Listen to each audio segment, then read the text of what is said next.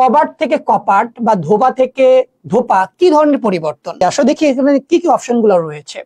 আমরা দেখতে পাচ্ছি প্রথমে রয়েছে ধ্বনি বিপর্যয়, অন্তঃবর্তী, ব্যঞ্জন চ্যুতি এবং ব্যঞ্জন বি। এখন এগুলো সম্পর্কে যদি আমরা না জানি অপশন গুলো সম্পর্কে, তাহলে কিন্তু আমরা প্রপারলি এটার কিন্তু উত্তর করতে পারবো না। আসলে জানার চেষ্টা করি।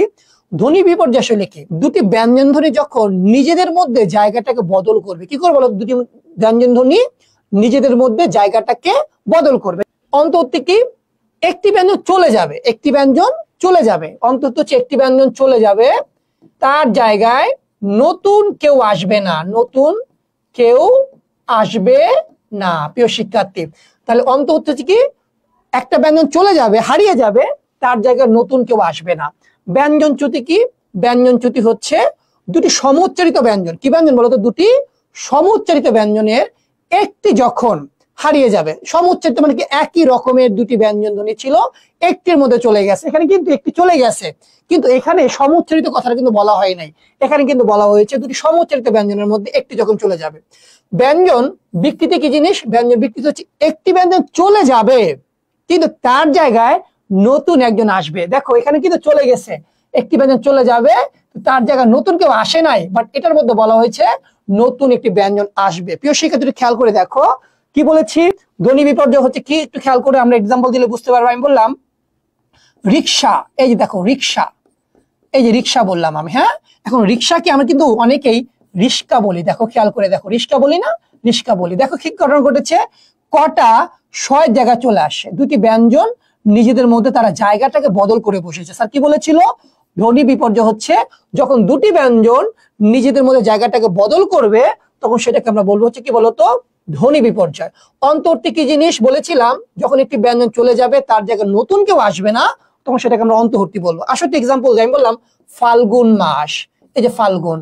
তুমি বললে স্যার ফাল্গুনের আমি আরো একটা শব্দ শুনেছি, সেটা হচ্ছে ফাগুন মাস। এই যে দেখো ফাগুন, তাহলে দেখো ফাল্গুনের মধ্যে ল ছিল, বাট এখানে দেখো লটা কি আছে না, টোটালি হারিয়ে গেছে। একটি ব্যঞ্জন চলে গেছে, তার জায়গায় নতুন কোনো ব্যঞ্জন কিন্তু আমরা দেখতে পাচ্ছি না। এবার আসলে দেখি আমরা ব্যঞ্জন চ্যুতির মধ্যে আমি কি বলেছিলাম? দুটি সমুচ্চারিত ব্যঞ্জনের মধ্যে যখন একটি হারিয়ে যাবে, একটি হারিয়ে যাবে। আমি বললাম বড় দাদা, সে আমার বড় দাদা, বড় দাদা। দেখো দুটি ব্যঞ্জন সমুচ্চারিত, একই উচ্চারণ দুটা ব্যঞ্জন, দাদা, এর মধ্যে একটি যদি হারিয়ে যায় তাহলে হয়ে যাবে কি বলতো? বড়দা। ঠিক এরকম আবার হচ্ছে মেজ দিদি, মেজদি। যখন দুটি সমুচ্চারিত ব্যঞ্জনের মধ্যে একটি হারিয়ে যাবে, তখন সেটা আমরা কি বলবো? ব্যঞ্জন চ্যুতি বলবো। এবার আসলে আমরা দেখি ব্যঞ্জন বিকৃতি কি জিনিস। ব্যঞ্জন বিকৃতি কি?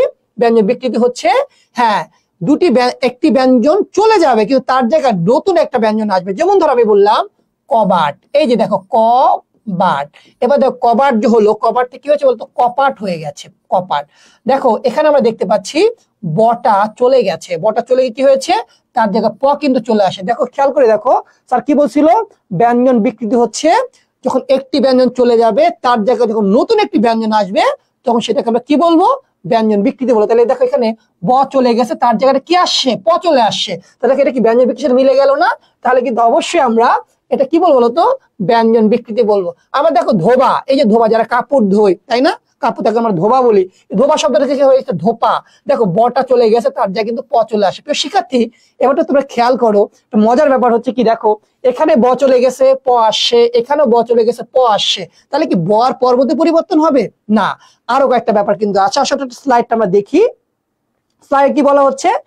মনে রাখবা ব্যঞ্জন বিকৃতি হচ্ছে কি? ব্যঞ্জন বিকৃতি হচ্ছে যখন তারা নিজেদের বর্গের মধ্যে পরিবর্তন করবে। যেমন ধরো খেয়াল করো, এখানে আমরা কি দেখতে পাচ্ছি?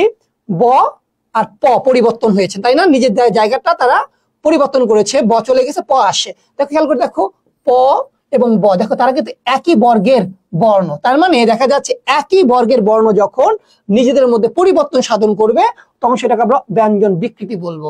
আসো আমরা দেখি আরো দুটো এক্সাম্পল দেখি। তো আসো, এই যে কথাটা আমরা বললাম, শেষ কথাটা, বাঘ যন্ত্র। দেখো বাঘ যন্ত্র, গ, কটা চলে গেছে, কটা আমরা কোন কোন জায়গায় এটাকে বাঘ যন্ত্র বলি। দেখো ক এবং গ এর মধ্যে পার্থক্য। আসলে তো দেখি এই যে ক বর্গের মধ্যে কারা কারা আছে, এই দেখো গ কিন্তু ক বর্গের মধ্যে পড়ে গেছে। তাহলে দেখো ক পরিবর্তন হয়ে গ হয়ে গেল, তার মানে কি একই বর্গের বর্ণ দুটি পরিবর্তন হয়েছে, ধ্বনি দুটো পরিবর্তন হয়েছে। তাহলে এটা কি আমরা কি বলবো বলতো? ব্যঞ্জন বিকৃতি বলবো। আসলে দেখি আপা, এই যে প চলে গেছে, এবার দেখো প এর পরিবর্তে কি আসে বলতো? ফ আসছে। এবার তাহলে প আর ফ কি একই বর্গের মধ্যে পড়ে না? প, ফ, ব, বহ, ম। তাহলে একই বর্গের মধ্যে পরিবর্তন হয়েছে। আবার শাক, শাক থেকে আমরা বলি অনেক শাক বলি, শাক। তাহলে দেখো ক ক হয়ে গেছে গ, তাহলে ক থেকে গ হয়েছে, তার মানে একই বর্গের মধ্যে পরিবর্তন হচ্ছে। নাড়ু থেকে হয়ে গেছে লাড়ু। এই দেখো ন, ন পরিবর্তন কি হয়ে গেছে বলতো, ন পরিবর্তন সেটা ল হয়ে গেছে। দেখো তো ল কোথায় আছে, এই যেখানে কিন্তু রয়েছে শিক্ষা। তাহলে এই চারটি কিন্তু তোমাদের জন্য খুবই গুরুত্বপূর্ণ, তাই না? এই বর্গের মধ্যে যখন দুটি বর্ণ নিজেদের মধ্যে কি বলবো বলতো পরিবর্তন সাধন করবে, একটি চলে যাবে, তার যে অন্য একজন আসবে, তখন সেটা আমরা কি বলবো তো ব্যঞ্জন বিকৃতি বলবো। এইটা কিন্তু খুব গুরুত্বপূর্ণ। এটা যদি মনে রাখতে পারো তাহলে দেখবা তোমার সকল জায়গায় এই ধরনের টার্মস থেকে যেই প্রশ্ন আসুক না কেন তুমি কিন্তু সেটা ফেস করতে পারবা। প্রিয় শিক্ষার্থী, আশা করছি তোমরা এটা ভালো করে বুঝতে পেরেছো।